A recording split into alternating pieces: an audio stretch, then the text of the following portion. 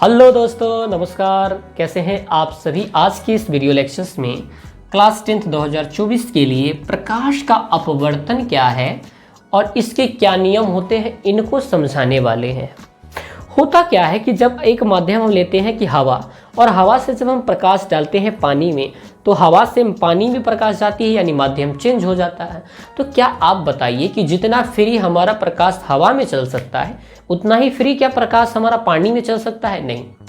तो जब प्रकाश एक माध्यम से दूसरे माध्यम में जाती है तो अपने पथ से वो क्या हो जाता है, विचलित हो जाता है। जैसे प्रकाश अगर सघन माध्यम से विरल में जा रहा है तो सघन में तो प्रकाश एकदम धीरे धीरे चलेगा, और विरल में जैसे कि एकदम दूर की ओर भागेगा, एकदम फास्ट, क्योंकि खुला खुला मैदान जैसा मिलेगा माहौल तो वो भागने के प्रयास करेगा, और जब सघन हो जाएगा तो एकदम सिकुड़ने का प्रयास करेगा। आइए जरा समझते हैं हमने क्या कहा। जब प्रकाश एक माध्यम से दूसरे माध्यम में जाती है तो अपना चाल भी तो उनका परिवर्तित, वेग भी तो उनका क्या होता है, वेग भी उनका क्या होता है, परिवर्तित होता है। क्या जितना वेग से प्रकाश सघन में चल रहा था उतना ही वेग से विरल में चलेगा? कहेंगे आप कैसे बात कर रहे हो सर, सघन में तो टुक टुक टुक चलेगा, लेकिन विरल में एकदम स्पीड से भाग जाएगा।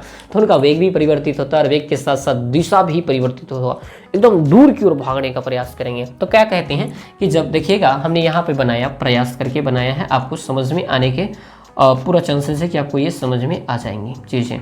जैसे देखिए, प्रकाश जब आ रही थी ऐसे, तो जाना चाहिए तो इसका सीधा, अरे जाना चाहिए तो इसको सीधा, लेकिन ये भाई साहब विरल माध्यम था, सघन माध्यम था, और ये विरल है। तो विरल है तो प्रकाश इधर की ओर भाग जाएगी। अरे हाँ कि ना, क्योंकि प्रकाश इसमें दूर की तरफ भागने का प्रयास करती हैं। इस स्थिति में ये वाला आर जो है बढ़ जाएगा, आर क्या हो जाएगा, बढ़ जाएगा। इस माध्यम को हमने नाम दिया μ2 माध्यम, इस माध्यम को नाम दिया μ1 माध्यम। जैसे ही हमने μ1 माध्यम दिया, इसको कहा जाएगा आपतन कोण, इसको कहा जाएगा अविलंब, इसको कहा जाएगा आपतित किरण। यहाँ से आई और प्रकाश इधर की तरफ भाग गई।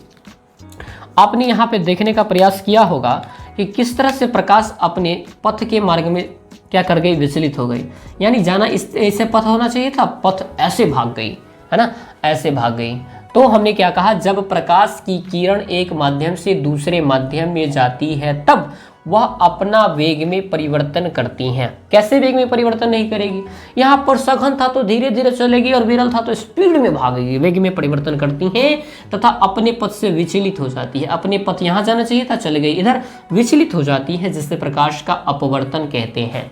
जब प्रकाश की किरण एक माध्यम से दूसरी माध्यम में जाती है तो अपने पथ से विचलित हो जाती है, जिससे प्रकाश का प्रकीर्णन कहा जाता है। प्रकाश के प्रकीर्णन के दो नियम होते हैं। पहला नियम क्या होता है, देखिए, ये आने वाला जो किरण था एक बिंदु पे मिला, और यहीं पे क्या था, अविलंब था, और जाने वाली जो किरण थी यहीं पे मिली। यानी आपतन मतलब आपतित किरण, अपवर्तित किरण और आपतन बिंदु पर डाला गया अविलंब, तीनों एक ही बिंदु पर होता है। अरे हाँ कि ना बोलो यार, पक्की बात। तो हम लिखेंगे कि आपतित किरण, अपवर्तित किरण तथा आपतन बिंदु पर डाला गया अविलंब, तीनों एक ही तल पर होता है या एक ही बिंदु में होता है। दूसरा नियम जो है उसे स्नेल का नियम कहा जाता है। जरा गौर से समझिएगा वो क्या होता है। स्नेल भाई साहब ने कहा कि जो जितना कोण पर आता है और जितना कोण पर जाता है, जब उसका हम साइन के साथ अनुपात लेंगे, मतलब आई है तो साइन आई, और इसका आर है तो साइन आर, आर इसका अनुपात हमेशा एक नियत राशि n होता है। एक नियत राशि क्या होता है, एक नियत राशि होता है। मतलब साइन को कहा जाता है जया, साइन को क्या कहा जाता है, जया।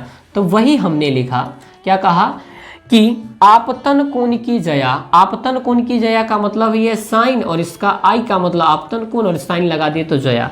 आपतन कोण की जया तथा अपवर्तन कोण की जया। अपवर्तन कोण का मतलब आर हो गया, और आर का जया।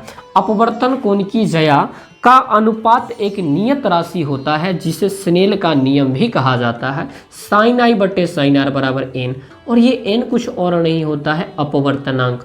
यानी अपवर्तनांक का मतलब क्या हो जाता है, जैसे माध्यम 2 के अपवर्तनांक में माध्यम 1 के अपवर्तनांक से भाग देने पर ये एन की वैल्यूज आती हैं। तो यहाँ हमने डाला, तो इसको इससे गुना किया तो μ1 साइन आई बराबर μ2 साइन आर हो जाता है।